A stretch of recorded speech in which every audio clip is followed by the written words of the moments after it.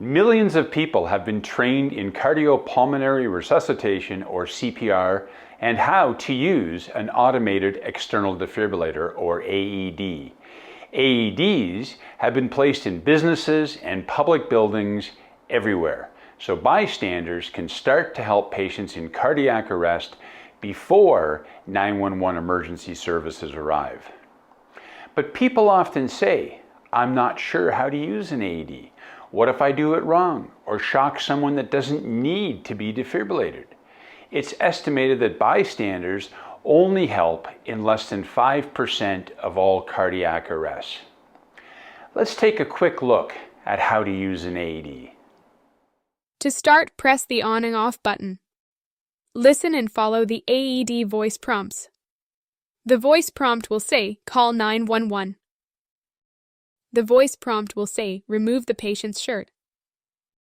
The voice prompt will then say, "Remove electrodes from package and connect the electrodes to the front and side of the patient's chest as shown in the diagram."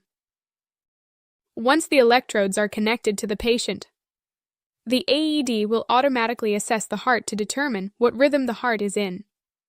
The voice prompt will say, "Do not touch the patient," analyzing, and stand clear.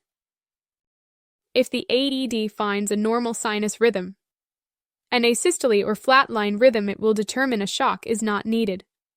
The AED voice prompt will say, "No shock advised," and the AED cannot deliver a shock, even if you press the shock button. You cannot override the device, and therefore you can't mistakenly shock a patient that doesn't need to be shocked. When the AED is analyzing the heart rhythm, and it finds ventricular fibrillation, it will determine a shock is needed. The AED voice prompt will say, "Press the flashing shock button."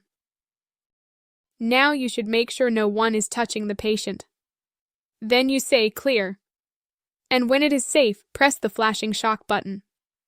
The AED will then deliver the needed shock to the patient. The therapeutic electric shock will cause the Purkinje fibers to stop firing, and the heart's two main pacemakers can now take over control and restore a normal heartbeat. The emergency will likely be very stressful and upsetting, but it will give you confidence to know that by doing CPR and using the AED, it will greatly increase the patient's chance of survival from about 5% to 35%. Remember, CPR keeps the brain alive, and AEDs restart the heart.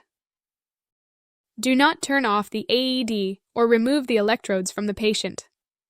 The patient may need to be given another shock. Continue to follow the AED voice prompts. Provide ongoing patient care and wait for 911 emergency services to arrive. Become a willing bystander and respond with confidence. Thanks for watching this important video, and please tell others about it.